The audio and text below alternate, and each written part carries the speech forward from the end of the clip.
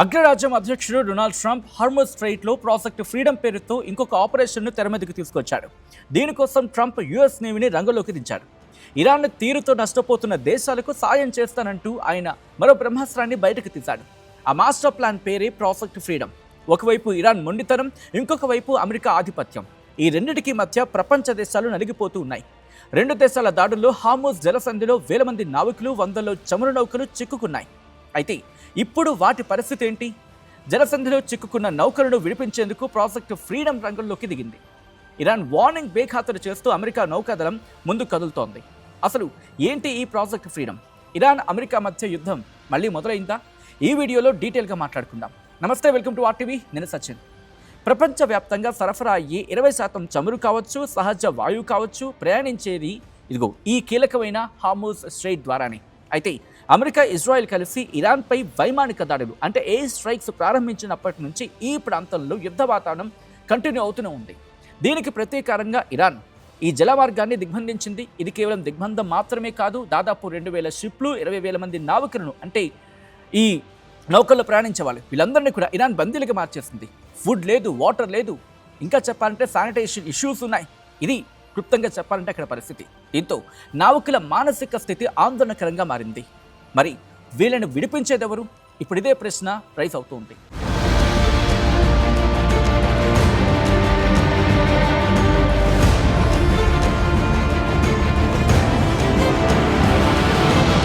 సరిగ్గా ఇక్కడే సీన్లోకి ఎంటర్ అయ్యాడు డొనాల్డ్ ట్రంప్.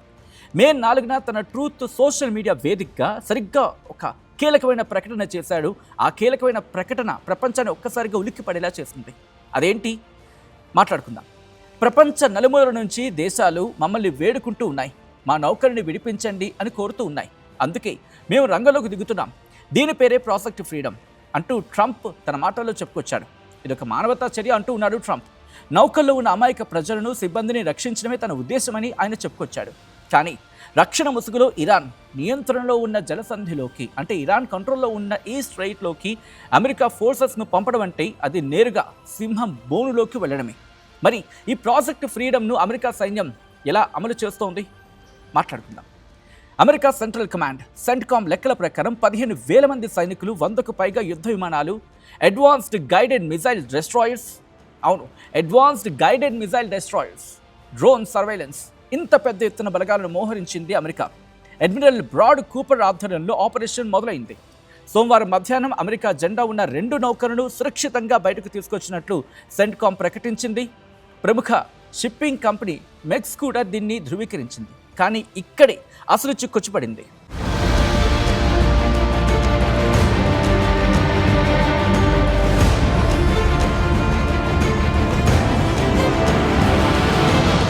ట్రంప్ ప్రకటన ఇరాన్ ఆగ్రహించింది.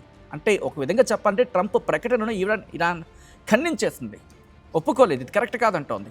ఏమంటోంది? ఇరాన్ విదేశాంగ మంత్రి అబ్బాస్ అరాక్చి ఘాటుగా రియాక్ట్ అవుతూ ఇది ప్రాజెక్ట్ ఫ్రీడమ్ కాదు, ప్రాజెక్ట్ డెడ్ లాక్ అంటే నిలిచిపోయిన ప్రాజెక్ట్ అని చెప్పుకొచ్చారు ఆయన.